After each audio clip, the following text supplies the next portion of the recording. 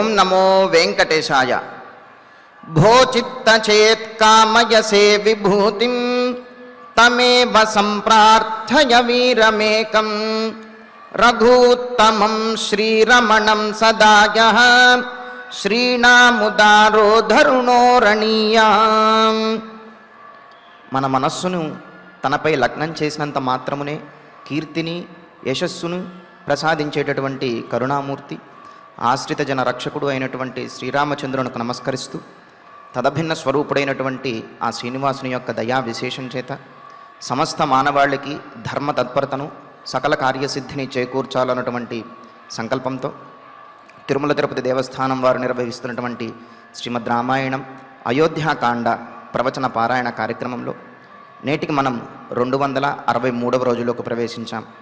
ఈ కార్యక్రమాన్ని ముందుగా రామదాసు వారి సంకీర్తనైనటువంటి రామజోగి మందుకానరే ఓజనులారా అనేటటువంటి సంకీర్తనను శ్రీమాన్ డాక్టర్ ఆర్ శ్యామ్ కుమార్ గారు అన్నమాచార్య ప్రాజెక్టు కళాకారులు వారి బృందం యొక్క సహకారంతో ఆలపిస్తారు. శ్రవణం చేద్దాం. ఓం నమో వెంకటేశాయ.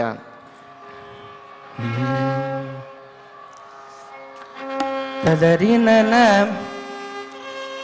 తదనాన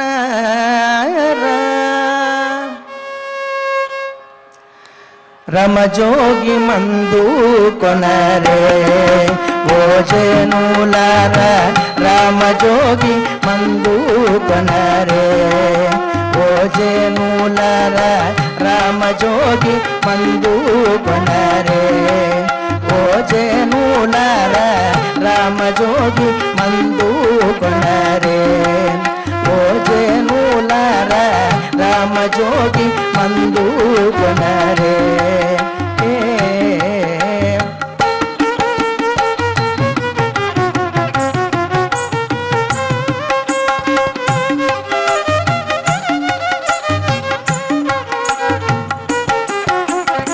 రామజోగి మందు మీరు ప్రేమతో భుజించరయ్యా రామజోగి మందు మీరు ప్రేమతో భుజించరయ్యా కామక్రోధముల నెల్ల కదకు పారదోలే మందు రామజోగి మందు మీరు ప్రేమతో భుజించరయ్యా కామక్రోధముల నెల్ల కడకు పారదోలే మందు రామజోగి మందు కొనరే ఓజనుల రామజోగి మందు కొనరే.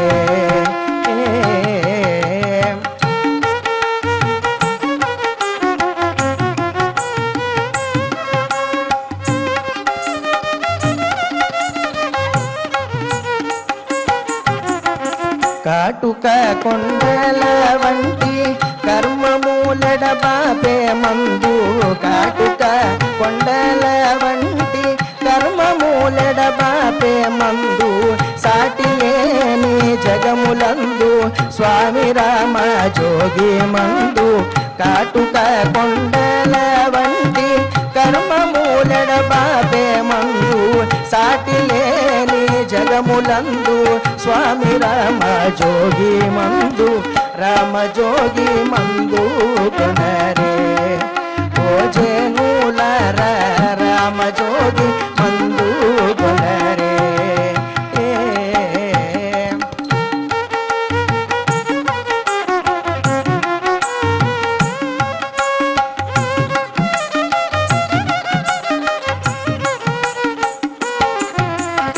కోటి ధనమూలిచినను కొన్నను దొరకని మందు కోటి ధనము లీచినను కొన్నను దొరకని మందు సాటిలేని భాగవతులు స్మరణ చేసి దలచే మందు కోటి ధనము లీచినను కొన్నను దొరకని మందు సాటిలేని భాగవతులు స్మరణ చేసి దలచే మందు రామజోగి మందు కొనరే ఓజనులార రామజోగి మందు కొనరే.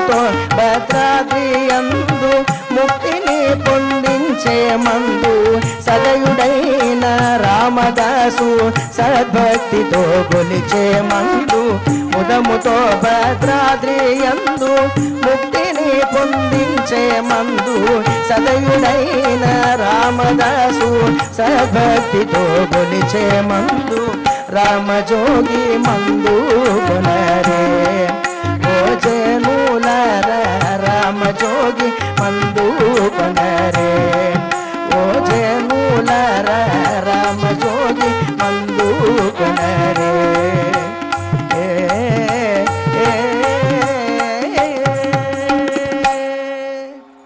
సంకీర్తనను ఎంతో చక్కగా శ్రవణం చేశాం. ఇక ఇప్పుడు శ్రీ గురుధ్యాన పూర్వకంగా సంకల్పవాక్యాలను అందరము కలిసి పలుకుతూ ఈ కార్యక్రమాన్ని ప్రారంభం చేసుకుందాం. శ్రీ గురుధ్యానం. గురుర్బ్రహ్మా గురుర్విష్ణు గురుర్దేవో మహేశ్వరః గురుః సాక్షాత్ పరం బ్రహ్మ తస్మై శ్రీ గురవే నమః. శ్రీనివాసధ్యానం. శ్రీవేంకటాద్రినిలయః కమలాకాముకః పుమాన్ అభంగురవిభూతిర్నః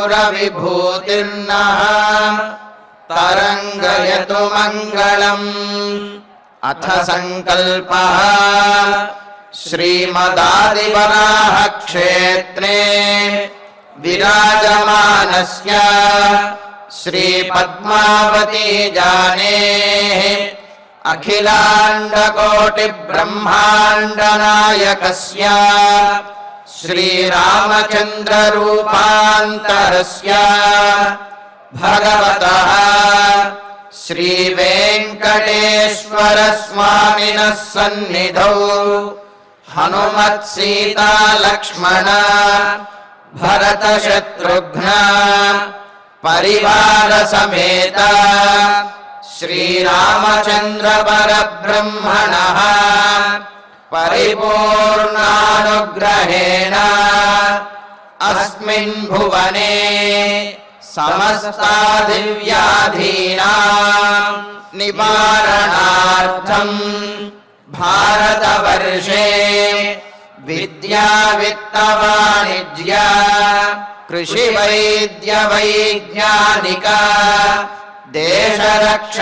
దేశరక్షణాదిరంగేషు విద్యమానానాం ఆస్తిక మహాజనానాం సర్వేషాం సకుటుంబానాం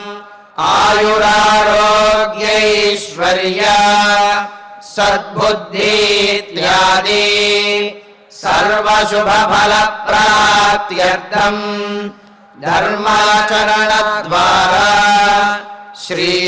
శ్రీరామరాజ్యస్య పునర్వ్యవస్థాపనార్థం ఉద్యోగార్థినాం సముచితోద్యోగప్రాప్త్యర్థం దంపతీనాం అనుకూల దాంపత్య సిద్ధ్యర్థం సంతానస్య పితృవాక్య పరిపాలనానుకూల బుద్ధి ప్రచోదనార్థం సకల కార్య సిద్ధ్యర్థం గో సంరక్షణార్థం చ శ్రీమద్వాల్మీకి రామాయణే అయోధ్యాకాండే యథాశక్తి శ్లోక వ్యాఖ్యాన పురస్సరం అష్టావింశ సర్గ శ్లోక పారాయణం తథా శ్రీధన్వంతరి మంత్ర పారాయణం చ అన్యోన్య సహాయేన ఆచార్య ముఖేన కరిష్యామహే. శ్రీ వాల్మీకి ప్రార్థనా. పూజంతం రామ రామేతి మధురం మధురాక్షరం ఆరుహ్య కవితా శాఖాం వందే వాల్మీకి కోకిలం. శ్రీ ఆంజనేయ ప్రార్థనా. మనోజవం మారుతతుల్యవేగం జితేంద్రియం బుద్ధిమతాం వరిష్టం వాతాత్మజం వానరయూధముఖ్యం శ్రీరామదూతం శిరసా నమామి. శ్రీరామాయణ ప్రార్థనా వాల్మీకి సంభూత రామసాగరగామిని పునాది భువనం పుణ్యా రామాయణ మహానది. శ్రీరామ ప్రార్థనా అయోధ్యాకేతు గుర్వర్ధే త్యక్త్వా రాజ్యం గిరౌ వసన్ పాదుకే భరతాయాదాత్ సరామః శరణం మమ. శ్రీరామచంద్ర పరబ్రహ్మణే నమః. అథ శ్రీమద్ రామాయణే ఆదికావ్యే అయోధ్యాకాండే అష్టావింశః సర్గః. శ్రీమన్నారాయణ చరణౌ శరణం ప్రపద్యే. శ్రీమతే నారాయణాయ నమః. శ్రీరామాయ నమః. క్రీడమానాశ్చ విశ్రబ్ధా మత్తా శూన్యే మహామృగాః దృష్ట్వా సమభివర్తంతే సీతే దుఃఖమతో వనం.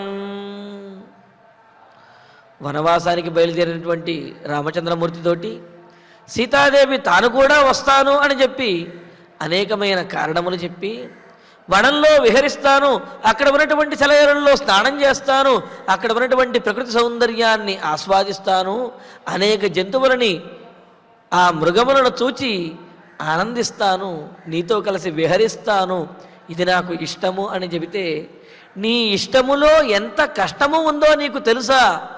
నువ్వు చెప్పినంత తేలికైనటువంటి పని కాదు వనవాసం చేయటము అంటే.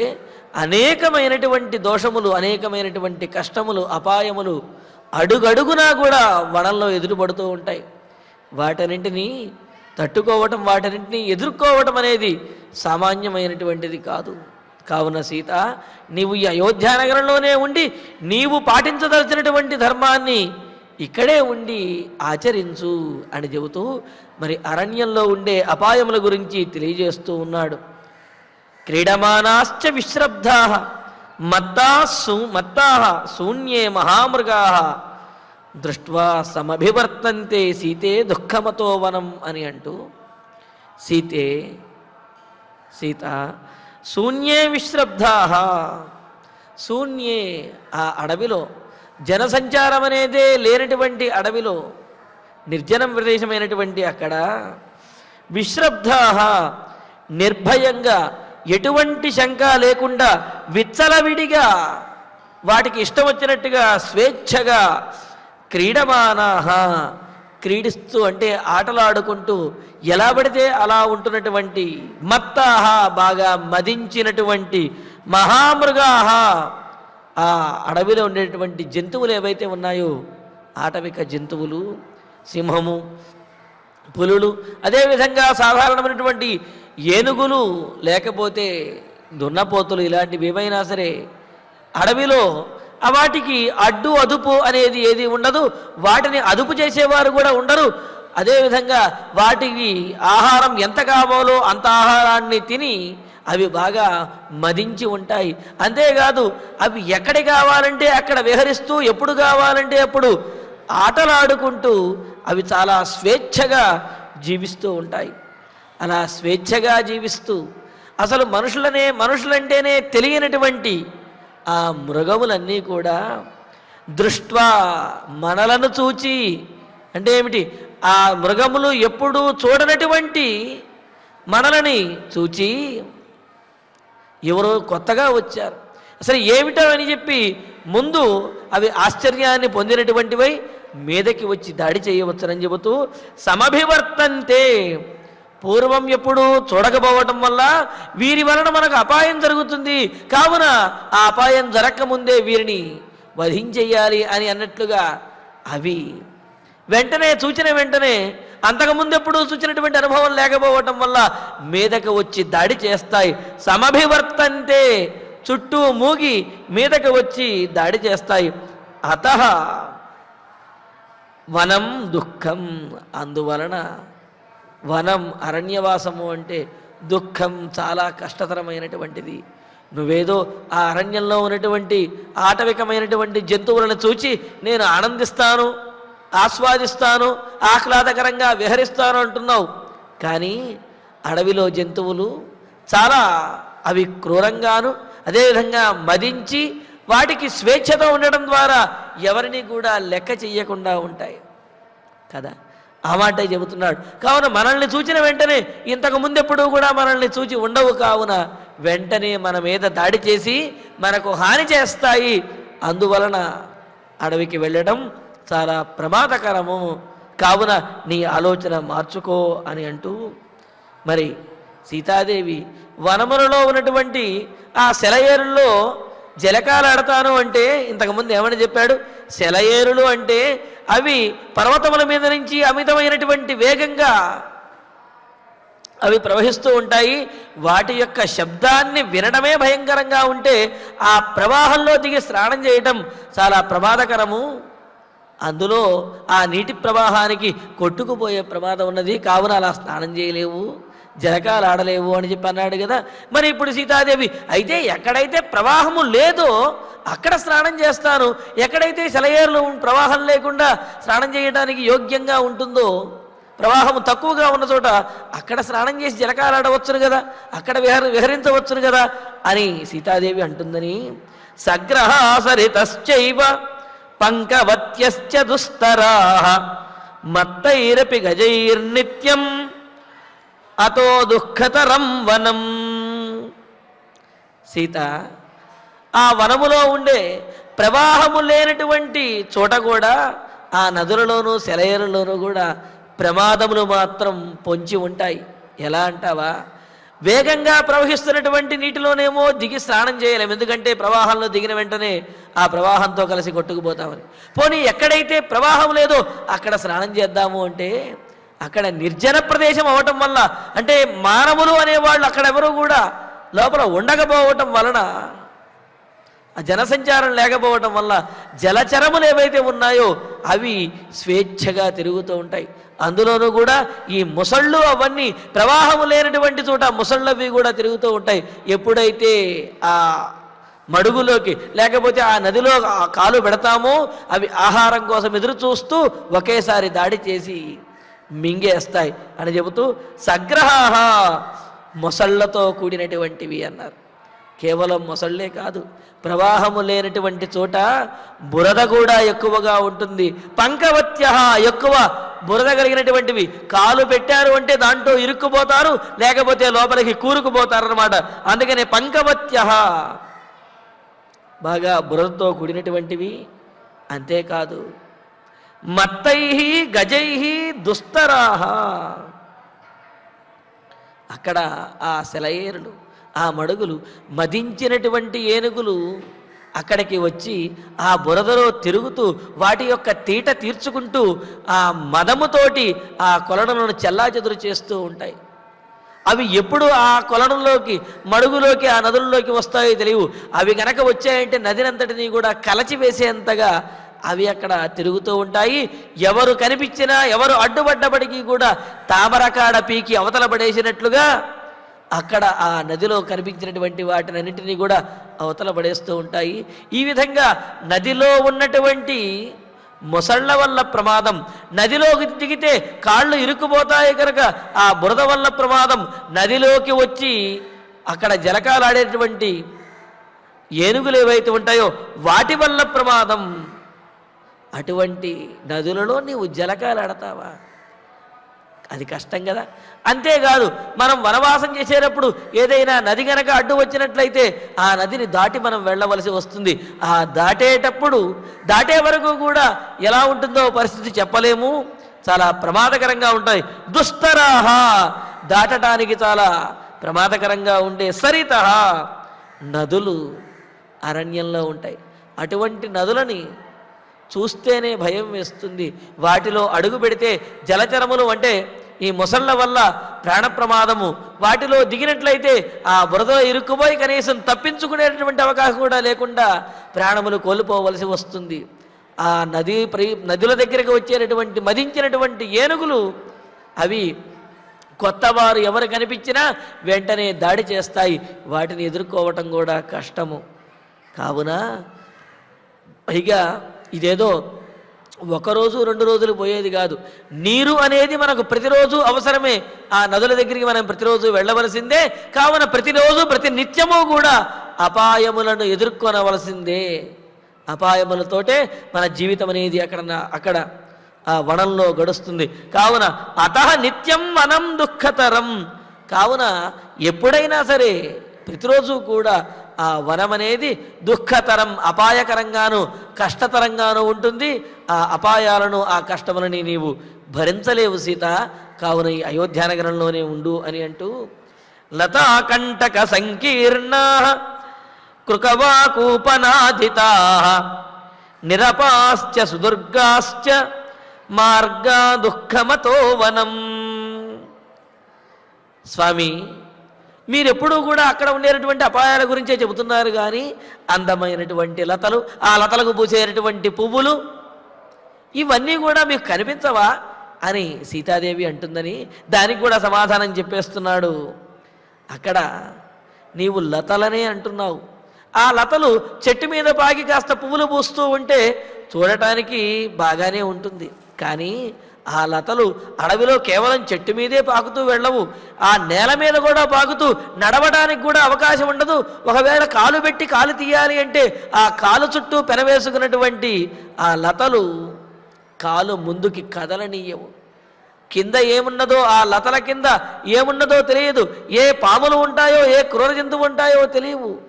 కావున ఆ లతలు నీకు అందంగా కనిపిస్తున్నాయి కానీ లతల వెనక ఉండేటటువంటి అపాయాన్ని గురించి నువ్వు తెలుసుకోలేకపోతున్నావు.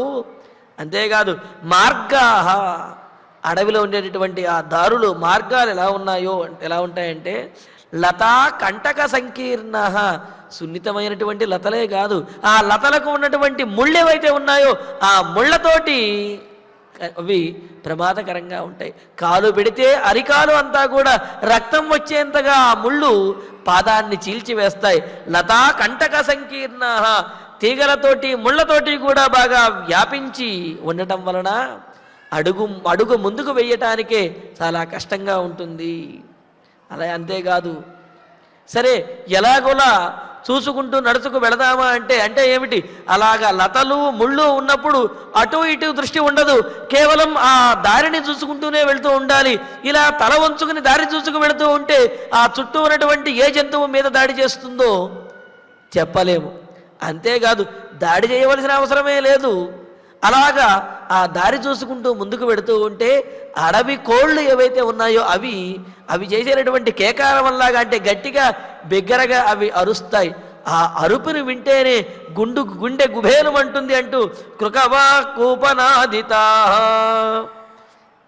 కృకవాకు అంటే అడవి కోళ్ళు. ఆ అడవి కోళ్ళు చాలా కఠినంగా అంటే ఆ ముక్కులతోటి దాడి చేయడానికి సిద్ధంగా ఉంటాయి. అదేవిధంగా వాటి యొక్క కూత చాలా కఠినంగాను బిగ్గరగా ఉంటుంది వినడానికి. దాంతో అవి అరిచాయి అంటే ఒక్కసారి ఉలికి పడే విధంగా ఉంటుందన్నమాట. అందుకనే కృకవాకూపనాదితాః, అడవి కోళ్ల యొక్క ధ్వనుల చేత చాలా భయంకరంగా ఉండేటటువంటివి ఆ మార్గములన్నీ కూడా. పైగా ఆ అడవి కోళ్ల యొక్క ధ్వనులను ఇంతకు మునుపు ఎప్పుడూ కూడా మనం విని ఉండకపోవటం వలన అక్కడ మనం మార్గం చూసుకుంటూ ముందుకు వెళుతూ ఉంటే ఈ అడవి కోళ్ల యొక్క కూతలకే మన శరీరం వణికిపోతుంది, మనకు భయం కలుగుతుంది. అంతేకాదు, నువ్వేదో సెలయేళ్ళు నదులు అంటున్నావు, అన్ని చోట్ల సెలయేళ్ళు నదులు ఉండవు. కొన్ని చోట్ల త్రాగటానికి కనీసం నీళ్లు కూడా దొరకనటువంటి అటవీ ప్రాంతములు ఉంటాయి. అటువంటి చోట తినడానికి త్రాగటానికి ఏమీ దొరకనప్పుడు ఎలా జీవించగలం?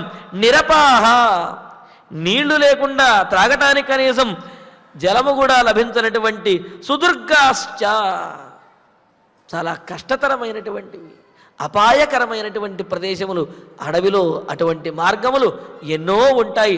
ఆ మార్గంలో నడవటమే కష్టము. ఆ మార్గంలో ఉన్నటువంటి జంతువుల యొక్క దాడిని తట్టుకోవటం కష్టము. దాడి వరకు ఎందుకు, వాటి యొక్క కోతలను వింటూ ధైర్యంగా ఉండటము కష్టము. ఇవన్నీ తట్టుకున్నా అక్కడ కొన్ని చోట్ల కనీసం నీరు ఆహారము కూడా లభించని ప్రదేశంలో ఉంటాయి. అక్కడ ప్రాణములు నిలుపుకోవటమే కష్టము. అతః వనం దుఃఖం, అందువలన వనం అనేది చాలా దుఃఖతరము. అటువంటి వనానికి నీవు వచ్చి ఉండలేవు.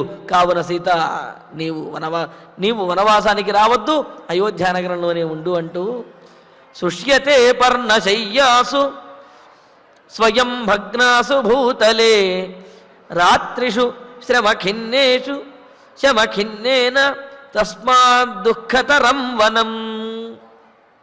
సరే, ఈ వీటినన్నిటిని దాటుకుని ఎక్కడో ఒక చోట మనం ఒక నివాసాన్ని ఏర్పాటు చేసుకుంటాం, ఏదో చేస్తాం అనుకోపోని. అయినప్పటికీ కూడా భూతలే స్వయం భగ్నాసు పర్ణశయ్యాసు రాత్రిషు శమఖిన్నేషు శుష్యతే. మనం ఎలా ఉండాలో తెలియదా? పర్ణశాల యందు ఉండవలసి వస్తుంది. అంతేకాదు, పర్ణము అంటే గడ్డి చేత ఏర్పాటు చేసుకున్నటువంటి గృహంలో ఉండవలసి వస్తుంది. సరే, నీడ ఇవ్వటానికి చెట్టు అయితే ఏమిటి, మేడ అయితే ఏమిటి, పర్ణశాల అయితే ఏమిటి, నీడే కదా వచ్చేది అనుకుంటావేమో. అలాగే మనం ఉండవలసినటువంటి ప్రదేశము, లేకపోతే శయనించవలసినటువంటి పడుకోవలసినటువంటి ప్రదేశం ఏది ఉంటుందో తెలుసా? భూతలే, నేల మీద పడుకోవాలి. ఆ నేల మీద కూడా ఏదో నేల చదును చేసుకుని చక్కగా పడుకోవడానికి అవకాశం లేదు. ఇసుక పోసుకునో ఇలాగ పడుకునే అవకాశం లేదు. వేటితోటి? అక్కడ కూడా స్వయం భగ్నాసు పర్ణశయ్యాసు, చెట్టు నుండి స్వయంగా రాలినటువంటి, అదేవిధంగా నేల మీద స్వయంగా పడిపోయినటువంటి, పండినటువంటి, ఎండినటువంటి ఆకులు దర్భలు ఏవైతే ఉంటాయో వాటి మీద మనం శయనించవలసి ఉంటుంది. ఏదో పచ్చిగా ఉండేటటువంటి ఆకులు, మెత్తగా ఉండేటటువంటి గడ్డి అయితే పడుకోవటానికి అనుకూలంగా ఉంటుంది. కానీ ఎండినటువంటి ఆ దర్భలు, గడ్డి, అదేవిధంగా ఎండినటువంటి ఆకులు గుచ్చుకుంటూ ఉంటాయి. కానీ వనంలో అదే నియమం. వేటి మీద? చెట్టు నుండి స్వయంగా ఎండిపోయి రాలినటువంటి ఆకుల మీద, అదేవిధంగా ఎండినటువంటి గడ్డి ఏదైతే ఉంటుందో వాటి మీద మనం శయనించవలసి ఉంటుంది. పర్ణశయ్యాసు రాత్రిషు శ్రమఖిన్నేసు శుష్యతే. వనవాసం చేసేటటువంటి వారు ఈ విధంగా చెట్టు నుండి రాలినటువంటి ఆకుల మీద, ఎండినటువంటి గడ్డి మీద, వాటి మీద శయనించాలి. అంతే తప్ప తమకు అనుకూలంగా చెట్లను నరికేసో, లేకపోతే చెట్టు నుండి ఆకులు కోసుకునో, గడ్డి కోసుకునో వాళ్ళు ఆ విధంగా తీయడానికి వీల్లేదు. చెట్టు నుండి రాలినటువంటి, ఎండినటువంటి ఆకుల చేత, అదేవిధంగా క్రింద ఉండే గడ్డి, దాని మీదే శయనించాలి అని చెప్పి నియమములు వనవాస దీక్ష చేసేవారికి స్మృతి గ్రంథములలో చెప్పబడి ఉన్నాయి. అందుకనే ఇక్కడ శ్రమఖిన్నేన, ఎంత శ్రమపడినప్పటికీ కూడా శయనించడానికి ఈ మాత్రం అటువంటి ప్రదేశమే లభిస్తుంది తప్ప మరో రకంగా ఉండకూడదు. ఎందుకు అంటే అదే రాజ్యంలో కనుక ఉన్నట్లయితే బాగా శ్రమపడి వచ్చినటువంటి వారికి శయనించడం కోసం, నిద్రించడం కోసం ప్రత్యేకమైనటువంటి ఏర్పాట్లు, హంసతూలికా తలపములు, పరిచారుల చేత వింజామరలు, ఇవన్నీ కూడా ప్రత్యేకంగా ఏర్పాటు చేసి వారి యొక్క నిద్రకు ఏమాత్రము భంగము కలగకుండా, వారి యొక్క శ్రమ పోయే విధంగా, శ్రమను మర్చిపోయే విధంగా శయనానికి అంటే నిద్రించడానికి ఏర్పాట్లు చేస్తారు అంతఃపురంలో అయితే. కానీ అడవిలో ఎంత కష్టపడ్డా, కాళ్ళ నిండా ముళ్ళు గుచ్చుకున్నా, ఒళ్ళంతా చెమటతోటి తడిసిపోయి అలసిపోయినా, ఆ ఎండలో, చలిలో, లేకపోతే వర్షంలో అలా ప్రయాణించినప్పటికీ కూడా ఇటువంటి ఏర్పాట్లేమీ ఉండవు. ఎంత కష్టపడినప్పటికీ కూడా రాలినటువంటి ఆకుల మీద, ఎండినటువంటి గడ్డి మీద, వాటి మీదే శయనించాలి. వాటి మీద శయనించడం ఎలా ఉంటుందో తెలుసా? ప్రతి క్షణము కూడా ఏదో ఒక గడ్డిపోత శరీరానికి గుచ్చుకుంటూ ఉంటుంది. ప్రతి క్షణము కూడా ఏదో ఒక ఆకు యొక్క ఆ చివరి భాగము నిశితంగా ఉండి శరీరాన్ని కోస్తున్నట్టుగా ఉంటుంది. సాధారణంగా నిద్ర పట్టడమే కష్టము అనుకుంటే, మరి అలాంటిది ఇలాగా ఒళ్ళు గగ్గురుపాటు చెందే విధంగా, ఒళ్ళు జలధరించే విధంగా శరీరంలో వీపు మీద గుచ్చుకుంటూ ఉండేటటువంటి సందర్భంలో శయనించడం కుదురుతుందా? ఒకవైపు శరీరం అలసిపోయి అలసిపోయి శ్రమతో ఉండి విశ్రాంతిని కోరుకుంటుంది. మరొక వైపు ఈ శయనములో ఉన్నటువంటి ఆ గడ్డి పరకలు, అదేవిధంగా ఎండినటువంటి ఆకులు శరీరానికి గుచ్చుకుని బాధ పెడుతూ ఉంటాయి. ఆ విధంగా రాత్రులు ఎన్నో రాత్రులు ఆ విధంగా గడపవలసి వస్తుంది. ఈ విధంగా ఇలాగే శయనించాలి అని చెప్పి వనవాస దీక్ష చేసినటువంటి వాడికి నియమములు ఉన్నాయి. కావున అంటే అక్కడేదో దర్భాదుడు చక్కగా చాపలు గుట్టుకునే తెల్లగా ఉండేటటువంటి, లేకపోతే పచ్చి ఆకులు పరుచుకునో అలా పడుకోవాలంటే కుదరదు. ఏ చెట్టుకి కూడా ఇబ్బంది కలిగించకుండా, ఏ చెట్టు నుండి కూడా పచ్చి ఆకు కొయ్యకుండా ఆ పండినటువంటి రాలినటువంటి ఆకులతోటే మనం వాటి మీదే శయనించాలి అని. అందుకనే ఆశ్రమాల్లో ఉండేటటువంటి మహర్షులు కూడా వారు యజ్ఞయాగాదులు చెయ్యటానికి, లేకపోతే నిత్యాగ్నిహోత్రం చెయ్యటానికి అడవిలో ఉండేటటువంటి చెట్లను ఏనాడు కూడా వాళ్ళు కొట్టేవాళ్ళు కాదు. మరి ఎలా వాళ్ళందరికీ కూడా ఆ యజ్ఞం చేయడానికి వస్తాయండి అంటే, కొమ్మలు ప్రకృతి వైపరీత్యానికి కానివ్వండి, లేకపోతే బాగా ఎక్కువ సంవత్సరములు ఉండడం ద్వారా అవి పండిపోయి ఎండిపోయి రాలిపోయినటువంటి ఆ ఆకులు కానివ్వండి, ఆ సమిధలు కొమ్మలు ఏవైతే ఉంటాయో అలా కింద పడినటువంటి ఆ పుల్లలని, కింద పడినటువంటి ఆ కొమ్మలని, ఆ ఆకులని వాటిని ఏరుకుని వెళ్ళి యజ్ఞాల్లోనూ అదేవిధంగా నిత్యాగ్నిహోత్రాలు వినియోగించేవారు తప్ప చెట్ల యొక్క కొమ్మలను కొట్టి నరికి వాళ్ళు ఎప్పుడూ కూడా దేనికి ఇబ్బంది పెట్టేవారు కాదు. వాళ్ళ యొక్క నిత్యకర్మానుష్ఠానానికి కూడా ఆ చెట్ల నుండి రాలినటువంటి సమిధలను, ఆ పుల్లలనే తీసుకుని వెళ్ళి వాళ్ళు ఆ నిత్యకర్మానుష్ఠానాన్ని, హోమాది కార్యక్రమాలను నిర్వహించేవారు అన్నమాట. వనంలో ఉండేటటువంటి వారికి ఇవి నియమములు. అదేవిధంగా ఏ జంతువులకి కూడా ఇబ్బంది, ప్రాణాపాయం కలిగించకూడదు అని. ఎందుకు అంటే అవి ఆ జంతువులు గనక గ్రామాల మీద పడి అవి పీడిస్తూ ఉంటే అప్పుడు రాజులు వెళ్ళి వేటాడటము అనే దాని ద్వారా ఆ క్రూర జంతువుల్ని వధించేవారు తప్ప అడవిలో మారుమూల జీవిస్తున్నటువంటి జంతువులని వధించడం వేట యొక్క ఉద్దేశ్యము కూడా కాదు. కావున వాటి స్థానంలో అవి స్వేచ్ఛగా జీవిస్తున్నప్పుడు, వాటి స్థానానికి వెళ్ళినప్పుడు వాటికి, ఆ జంతువులకి, అక్కడ ఉన్నటువంటి వృక్షజాతులకి వాటికి అనుకూలంగా ఉండాలి తప్ప మనకు అనుకూలంగా వాటిని మలుచుకోవాలి, లేకపోతే మన సౌకర్యం కోసం వాటిని హింసించాలి అనేది మాత్రం ఏనాడు అంటే పురాణ కాలం నుంచి కూడా నిషేధించినటువంటి విషయం. కావున అడవిలో ఏ జంతువుకి కానీ ఏ చెట్టుకి కానీ ఏమాత్రము అపాయము కలుగ చేయకూడదు అనేది మన ఋషుల నుండి వస్తున్నటువంటి సంప్రదాయం. అందుకని ఇక్కడ రామచంద్రమూర్తి ఏమని అంటున్నాడు, మనము ఆ చెట్ల నుండి రాలినటువంటి ఆకులతోటి క్రింద ఎండిపోయినటువంటి గడ్డి మీద కూడా మనం శయనించాలి. అలా శయనించడం, పైగా మన శరీరం అంతా నడిచి అలసిపోయి ఉన్నప్పటికీ కూడా ఆ విధంగా అటువంటి శయనం మాత్రమే మనం చేయవలసి వస్తుంది. ఒళ్ళు జలధరిస్తూ అది ఒళ్ళంతా గుచ్చుకుంటూ ఉన్నప్పటికీ అలాగా రాత్రిపూట పడుకోవలసి వస్తుంది. అది నువ్వు భరించలేవు సీత, కావున అడవికి రావటం చాలా కష్టతరము అని అంటూ, అహోరాత్రంచ సంతోష కర్తవ్యో నియతాత్మన ఫలైర్వృక్షావపతితై స్పీతే సీతే దుఃఖమతో వనం. సరే, సీతాదేవి అన్నది ఆ అడవిలో అనేక రకాలైనటువంటి ఫలములు అవన్నీ లభిస్తాయి కదా, ఫలములు లేకపోతే ఈ కందమూలములు, దుంపలు ఉంటాయి కదా, వాటితోటి ఆహారం కడుపు నింపుకుంటూ నేను ఆనందంగా ఉంటాను అని చెప్పి అన్నది సీతాదేవి. దానికి కూడా రామచంద్రమూర్తి సమాధానం చెబుతున్నాడు, సీత అహోరాత్రంచ, పగలు రాత్రి, ఉదయము సాయంత్రము అనే ఈ భేదం ఏం లేకుండా నియత ఆత్మన అంటే నియమించబడినటువంటి, అదుపు చేసుకున్నటువంటి మనస్సు కలవాడై, అంటే నాకు ఆ ఆహారం కావాలి, ఈ ఆహారం కావాలి, ఇటువంటి రుచి కావాలి, అటువంటి రుచి కావాలి అని ఈ విధంగా రుచి అనేది పట్టించుకోకుండా అరణ్యవాసం చేసేటువంటి వాడి చేత వృక్ష అవపతితై, వృక్షముల నుండి స్వయంగా రాలిబడినటువంటి, అంటే పండి రాలిబడినటువంటి ఫలములు ఏవైతే ఉంటాయో ఫలై సంతోష కర్తవ్య, అటువంటి ఫలముల చేతనే సంతోషంగా తృప్తి చెందవలసి వస్తుంది. అంతేగాని ఏ చెట్టు కనిపిస్తే ఆ చెట్టు మీద ఎక్కేసి అక్కడ ఉన్నటువంటి పళ్ళన్నీ కూడా రాల్చేసి కొన్ని అవసరమైనటువంటివి తీసుకుని కొన్ని రాల్చి అవతల పడేసి అలా వానరములు చేసినట్లుగా చెయ్యకూడదన్నమాట. అందుకని ఏమంటున్నాడు, పండినటువంటి పండు అది ఆ రాలి పడినప్పుడు దానిని గ్రహించాలి తప్ప మనకిష్టం వచ్చినటువంటి పళ్ళన్నీ కూడా ఇష్టం వచ్చినప్పుడు ఎప్పుడు పడితే అప్పుడు కోసుకుని తినకూడదు. అందుకనే అంటున్నాడు, వృక్ష అవపతితై, వృక్షముల నుండి రాలి నేల మీద పడినటువంటి ఫలై, ఆ పండినటువంటి ఆ ఫలముల చేతనే సంతోష కర్తవ్య, వాటిని తిని భోజనం చేసినటువంటి తృప్తిని పొందాలి. అంటే ఏమిటి?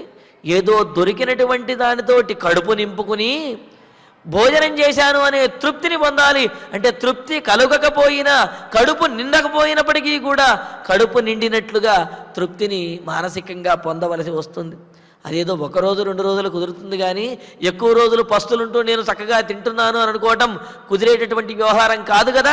అందుకని అంటున్నాడు, అతః వనం దుఃఖం, అందువలనే వనవాసం చేయటము అంటే అది విహారం కాదు, అది అపాయము, దుఃఖకరము, కష్టతరము అని అంటున్నాడు.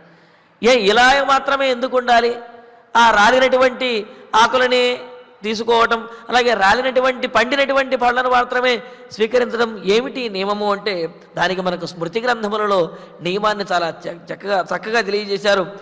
పుష్పమూల ఫలైర్వాపి కేవలైర్వర్తయేత్ సదా కాలపక్వై స్వయం కీర్ణై వైఖానసమతే స్థితా అని. వైఖానస అంటే వానప్రస్థాహ అని అర్థం. అంటే వనములో ఉండి భగవంతుణ్ణి ఆరాధిస్తూ ఉండేటటువంటి వారు అని అర్థం అన్నమాట. అలా నియమబద్ధమైనటువంటి జీవనాన్ని గడుపుతూ వనంలో ఉండి భగవంతుణ్ణి ఆరాధించేటటువంటి వారిని వైఖానసాహ అని అంటారు. అందుకని ఇక్కడ ఏమంటున్నారు, పుష్ప మూల ఫలైర్వాపి. మరి ఆ వనంలో ఉండేటటువంటి వానప్రస్థులు ఏం చెయ్యాలి? మేము భగవతారాధన చేస్తున్నాం కదా అని చెప్పి ఏ చెట్టు పడితే ఆ చెట్టు నరికేయటమో, ఏ పండు పడితే ఆ పండు కోసుకురావటమో చేయకూడదు. ఎటువంటివి? ఆ అడవిలో బాగా పండినటువంటి పూలు, అంటే రాలిపోవటానికి సిద్ధంగా ఉన్నటువంటి పూలు ఏవైతే ఉన్నాయో వాటిని, ఫలై పూర్తిగా పండిపోయి రాలిపడినటువంటి ఫలములని, మూలై అంటే మూలములు అంటే ఈ దుంపలు ఏవైతే ఉంటాయో, మరి ఆ దుంపలు ఎలా తెలుస్తాయండి అంటే మీరు గమనించినట్లయితే ఆ దుంపలు పక్వానికి వచ్చాయనేది కూడా ఆ దుంపల పైన మొలచినటువంటి మొక్కను బట్టి తెలుస్తుంది. ఈ పసుపు కానివ్వండి ఇలాంటివి చూసినప్పుడు రైతులు వాటిని ఎప్పుడు తవ్వుతారు అంటే ఆ పైన ఉండేటటువంటి మొక్క పూర్తిగా పండిపోయి వాలిపోయిన తర్వాత అప్పుడు ఆ లోపల ఉన్నటువంటి దుంపని తవ్వుతారు తప్ప పైన ఉండేటటువంటి మొక్క ఏపుగా ఎదిగి ఉన్నప్పుడు లోపల భూమిలో ఉన్నటువంటి దుంపలను ఎవరు కూడా తవ్వరు. అందుకని ఇక్కడ పండినటువంటి దుంపలు అంటే పక్వానికి వచ్చి పైన ఉన్నటువంటి మొక్క వాలిపోయినటువంటివి ఆ భూమిలో ఉన్నటువంటి దుంపలు ఏవైతే ఉన్నాయో ఆ దుంపలతోటి కాలపక్వై పూర్తిగా పండి ఆ సమయానికి ఆ కాలంలో ఏవైతే దొరుకుతాయో వాటితోటి కడుపు నింపుకుంటూ వాటిని భగవంతునికి నివేదన చేసి వాటినే ఆహారంగా స్వీకరిస్తూ వానప్రస్థులు ఆ వనంలో ఉండేటటువంటి వారు నియమబద్ధమైనటువంటి జీవనాన్ని గడపాలి అని ఎన్నో నియమములు స్మృతి గ్రంథములలో తెలియజేశారు. కావున సీత, మనం అటువంటి నియమములు పాటిస్తూ ఎప్పుడు మనకు పండినటువంటి ఫలము దొరికితే అప్పుడు దాన్ని భుజించవలసి వస్తుంది. పగలు అయినా రాత్రి అయినా సరే ఎప్పుడు దొరికితే దాన్ని అప్పుడు భుజించవలసి వస్తుంది తప్ప మనకు కాలానికి మనం అనుకున్నటువంటి సమయానికి మనకు ఆహారం అనేది ఆ అడవిలో లభించదు. అందుకనే వనవాసం చేయడం అనేది చాలా కష్టతరము అని అంటూ, ఉపవాసశ్చ కర్తవ్యో యథా ప్రాణేన మైథిలి జటాభారశ్చ కర్తవ్యః వల్కలాంబరధారిణ. పైగా అంతేకాదు ఎన్నో నియమములు ఉన్నాయి. ఏమిటి? మైథిలి, మిథిలానగర రాజకుమార్తె అయినటువంటి ఆ జనక మహారాజు కుమార్తె అయినటువంటి చాలా సుకుమారవతి అయిన రాజకుమారి సీత, వల్కలాంబరధారిణ, వల్కలములను ధరించి. వల్కలములు అంటే నారచీరలు. నారచీరలు అంటే అదేదో మెత్తగా ఉంటాయి, అనుకూలంగా ఉంటాయి అనుకుంటే పొరపాటు. ఈ నారచీరలు తడిపిన కొద్దీ కూడా అవి కొంత రాటు తేలి గట్టిగా ఉంటాయి. అదేవిధంగా అవి ఎండిన తర్వాత అనుకూలంగా ఉండకుండా శరీరానికి గుచ్చుకుంటూ రోమాంచితం చేస్తూ శరీరం గగ్గురుపాటు అయ్యే విధంగా చేస్తాయి. అటువంటి వల్కలాంబరధారిన నారచీరలను నారవస్త్రములను ధరించి యథాప్రాణేన యథాశక్తిగా తన శక్తి కొలది ఉపవాస కర్తవ్య ఉపవాసం చెయ్యాలి. అంటే ఏమిటి? కడుపు నిండా తిండి తినడానికి కూడా అవకాశం ఉండదు. అడవిలో పళ్ళు దొరుకుతాయి కదా అని దొరికిందంతా కూడా తినటం కాదు. ఎంతవరకు తినాలి అంటే ప్రాణములు నిలుపుకోవటానికి ఎంత ఆహారం తీసుకోవాలో అంత మాత్రమే తినాలి. సహజంగా ఇప్పట్లో డాక్టర్లు కూడా చెబుతుంటారు కదా, అయ్యా మీకు ఆకలి తీరే వరకు మాత్రం తినండి తప్ప కడుపు నిండా తినద్దు అని చెప్పి అనారోగ్యంగా ఉన్నటువంటి వారికి చెబుతూ ఉంటారు. ఎందుకంటే అనారోగ్యంగా ఉన్నప్పుడు జీర్ణశక్తి అనేది ఉండదు కనుక మీకు ఆకలి తీరే వరకే తినండి, ఎక్కువ తినద్దు అని చెప్పి అనారోగ్యంగా ఉన్న వాళ్ళకి చెబుతుంటారు కదా. కానీ ఇక్కడ వనవాసంలో అనారోగ్యంతో సంబంధం లేదు. వనవాస దీక్ష పాటించేటటువంటి వాడు తన ప్రాణమును నిలుపుకోవడానికి ఎంత ఆహారం అయితే తీసుకోవాలో అంత మాత్రమే తీసుకోవాలి తప్ప కడుపు నిండానో లేకపోతే పీకల దాకానో మెక్కటానికి తినడానికి అవకాశం అనేది లేదనమాట. అందుకని ఏమంటున్నాడు? ఉపవాస కర్తవ్య యథాప్రాణేన శక్తి అనుసారంగా ప్రాణమును నిలుపుకునేంత వరకు మాత్రం ఉపవాస కర్తవ్య ఉపవాసం కూడా చెయ్యాలి. అంటే ఏమిటి? ఉపవాస దీక్షతోటి ఆహారము స్వీకరించకుండా ఉంటూ ప్రాణమును నిలుపుకోవటానికి మాత్రమే ఆ ఆహారాన్ని స్వీకరిస్తూ ఆ విధంగా గడపాలి. అంతేకాదు జటాభారంచ కర్తవ్య జడలను కూడా అలంకరించుకోవడానికి అవకాశం లేదు. ఎందుకు అంటే పూర్తిగా దీక్షలో ఉన్నటువంటి వారు ఆ విధంగా జడలను అలంకరించుకోవటం లేదు. అంటే కేశ సంస్కారము అనేది లేకుండా అలా జడలు పెరుగుతూనే ఉంటాయి. వాటిని ముడివేసుకుంటూ అలా కాలం గడపాలి తప్ప వాటిని అలంకరించుకోవటానికో లేకపోతే సంస్కరించుకోవటానికో ఎటువంటి అవకాశం లేదు. అందుకనే జటాభారంచ కర్తవ్య జడల యొక్క భారాన్ని కూడా భరించవలసి వస్తుంది. కావున ఈ విధంగా శరీరానికేమో కడుపుకి సరైనటువంటి ఆహారం అనేది ఉండదు. శరీరం మీద అలంకరించుకోవడానికి కానీ లేకపోతే కేశ సంస్కారం చేసుకునే అవకాశం లేదు. ఆ జడల యొక్క భారాన్ని భరిస్తూ సరైనటువంటి ఆహారం లేకుండా ఉపవాసముల చేత శరీరం కృషించిపోతూ ఉంటే ప్రాణములు నిలుపుకునేటువంటి ఆహారం మాత్రమే స్వీకరిస్తూ ఎంతో కష్టతరంగా నియమంతో ఆ వనవాసాన్ని గడపాలి. అది చాలా కష్టం సీత అని అంటున్నాడు. ఇక్కడ స్మృతుల్లో కూడా చెబుతున్నారు. ఎందుకు వనవాసంలో ఉంటే ఇలాగే ఉండాలా అని అంటే జటాచ బిభ్రయాన్నిత్యం శ్మశ్రులోమ నఖానిచ ఔపాసనాగ్నిహోత్రంచ పంచయజ్ఞ సమాచరేతు. చూడండి, తన శరీరానికి చేసుకున్నటువంటి సౌకర్యములు, తాను పొందవలసినటువంటి సౌకర్యములు వీటిని విడిచిపెట్టాలి అంటూ తాను పాటించవలసినటువంటి నియమాలు ఏవైతే ఉన్నాయో వాటిని మాత్రము పరిపూర్ణంగా పాటించాలి వనవాసం చేసేటటువంటి వాడు అని స్మృతి గ్రంథములు తెలియజేస్తున్నాయి. జడలను వాటిని భరిస్తూ ఉండాలి. అంతేకాదు ఈ రోమములు కానీ జడలు కానీ వీటినన్నిటినీ సంస్కరించుకునేటటువంటి అవకాశం లేదు. అలాగే గోళ్ళు కూడా తీసుకునేటటువంటి అవకాశం లేదు అని అన్నారు. ఎప్పుడు అంటే గోళ్ళను తీసుకుని చక్కగా అలంకరించుకోవడం ఇలా ఏముండదు, అవి అలా పెరుగుతూనే ఉంటాయి అన్నమాట.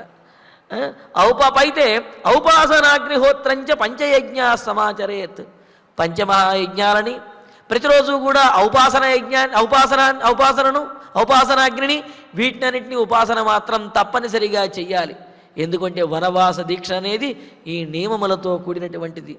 వన్యాంతైర్వివిధైర్మేధ్యై శాకమూల ఫలైర్వసేతు చీరవాస భవేన్నిత్యం స్నాత్వా త్రిశవణం శుచి అని అన్నారు. ముప్పూటలా కూడా అంటే 3 పూట్లా కూడా చక్కగా స్నానం చేస్తూ ఈ చెప్పినటువంటి దైవికమైనటువంటి కార్యములను నిత్యకర్మానుష్ఠానం ఏదైతే ఉందో దానిని తప్పనిసరిగా ఏమాత్రము జాగు చేయకుండా ఆలస్యం చేయకుండా ఆచరిస్తూ ఆహారాన్ని మాత్రము నియమంగా గ్రహిస్తూ, అంటే ఏమిటి, తక్కువగా ప్రాణములు నిలుపుకోవడానికి మాత్రమే గ్రహిస్తూ నార చీరలను ధరించి జటావలకలములను వీటిని ధరించి ఎంతో కష్టమైనటువంటి దీక్షను ఆ వనవాసంలో పాటించవలసి ఉంటుంది సీత. ఆ వనవాసం సామాన్యమైనటువంటిది కాదు. నీలాంటి సుకుమారవతి మిథిలా రాజకుమారి అయినటువంటి నీవు ఆ వనవాసం చేయటం చాలా కష్టము. కావున నీవు ఈ అయోధ్యానగరంలోనే ఉండి నీ ధర్మమును నీవు పాటించు అని చెప్పి సీతాదేవికి నచ్చజెబుతూ సీతాదేవిని ఓదార్చుతూ ఆమెను అయోధ్యానగరంలోనే ఉండమని చెప్పి రామచంద్రమూర్తి బోధిస్తూ ఉన్నాడు. మరి ఇందులో ఉన్న మరిన్ని విశేషాలను తరువాతి ప్రవచనంలో తెలుసుకుందాము. ఇక ఇప్పుడు ఆచార్యుల వారి ద్వారా శ్లోకాలను పారాయణ చేసుకుందాము. క్రీడమానాశ్చ విశ్రబ్ధాః మత్తాశూన్యే మహామృగాః దృష్ట్వా సమభివర్తంతే సీతే దుఃఖమతో వనం సగ్రాహాః సరితశ్చైవ పంకవత్యశ్చ దుస్తరాః మత్తైరపి గజైర్నిత్యం అతః దుఃఖతరం వనం లతాకంటక సంకీర్ణాః లతాకంటక సంకీర్ణాః కృకవాకు ఉపనాదితాః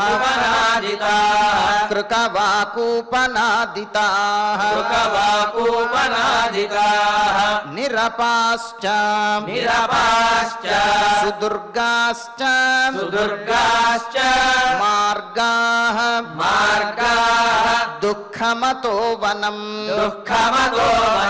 సుప్యతే పర్ణశయ్యాసు స్వయం భగ్నాసు భూతలే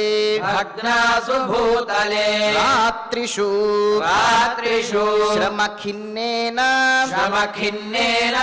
తస్మాత్ దుఃఖతరం వనం అహోరాత్రం చ సంతోషః కర్తవ్యః నియతాత్మనా ఫలైః వృక్షావపతితైః సీతే దుఃఖమతో వనం ఉపవాసశ్చ కర్తవ్యః యథా ప్రాణేన మైథిలీ జటాభారశ్చ కర్తవ్యః వల్కలా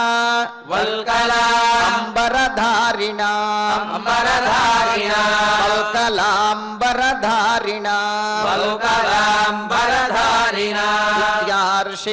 ఇత్యార్షే శ్రీమద్ రామాయణే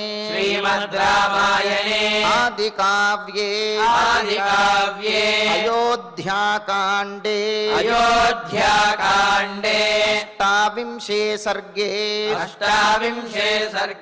షట్ శ్లోకాః ఫలశ్రుతి నుండి మంగళాంతం వరకు అందరము కలిసి పఠిద్దాం. ఫలశ్రుతి ఆయుష్యమారోగ్యకరం యశస్యం సౌభ్రాతృకం బుద్ధికరం సుఖం చ శ్రోతవ్యమేతన్నియమేన సద్భిః ఆఖ్యానమోజస్కరమృద్ధికామైః శ్రీరామచంద్ర పరబ్రహ్మణే నమః. అథ ధన్వంతరి ధ్యానం అచ్యుతానంత గోవింద విష్ణో నారాయణామృత రోగాన్మే నాశయాశేషాన్ ఆశు ధన్వంతరే హరే. ఆరోగ్యం దీర్ఘమాయుష్యం బలం తేజోధియం శ్రియం స్వభక్తేభ్యోనుగృహంతం वन्दे धन्वन्तरिं हरिम् धन्वन्तरेरिमं श्लोकम् भक्त्या नित्यं पठन्ति ये अनारोग्यं न तेषां स्यात् सुखं जीवन्ति ते चिरम् ॐ नमो भगवते वासुदेवाय धन्वन्तरये अमृतकलशहस्ताय वज्रजलौकास्ताय सर्वामय विनाशनाय त्रैलोक्यनाथाय महाविष्णवे स्वाहा ॐ वासुदेवाय विद्महे सुधाहस्ताय धीमहि तन्नो धन्वन्तरिः प्रचोदयात् अथ नवग्रह प्रार्थना आरोग्यं पद्मबन्धुर्वितरतु नितरां सम्पदं शीतरश्मिः भूलाभं भूमिपुत्रः सकलगुणयुतां वाग्विभूतिं च सौम्यः सौभाग्यं देवमन्त्री रिपुभयशमनं भार्गवः शौर्यमार्गिः दीर्घायुः संहिकेयः विपुलतरयशः केतुः आचन्द्रतारम् अरिष्टानि प्रणश्यन्तु दुरितानि भयानि च शान्तिरस्तु शुभं मेस्तु ग्रहाः कुर्वन्तु मङ्गलम् अथ क्षमा प्रार्थना यदक्षरपदभ्रष्टम् मात्राहीनं च यद्भवेत् तत्सर्वं क्षम्यतां देव नारायण नमोऽस्तु ते अथ भगवत्समर्पणम् कायेन वाचा मनसेन्द्रियैर्वा बुद्ध्यात्मना वा प्रकृते स्वभावात् करोमि यद्यत् सकलं परस्मै नारायणायेति समर्पयामि अथ मङ्गलम् श्रियः कान्ताय कल्याणनिधये निधयेऽर्थिनाम् श्रीवेङ्कटनिवासाय श्रीनिवासाय मङ्गलम्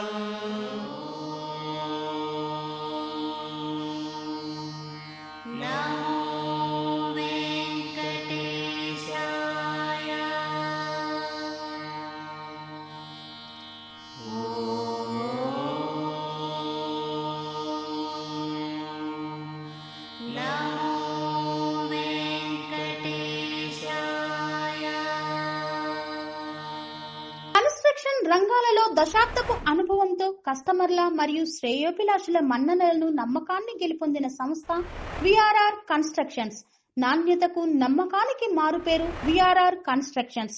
ఇండిపెండెంట్ హౌసెస్, అపార్ట్మెంట్స్, విల్లాస్ అన్ని రకాల హంగులతో అలరించే అద్భుతమైన వెంచర్స్ తో పాటు అందరికీ అందుబాటు ధరలో సొంత ఇంటి కలను సాకారం చేసే నమ్మకమైన సంస్థ విఆర్ఆర్ కన్స్ట్రక్షన్స్.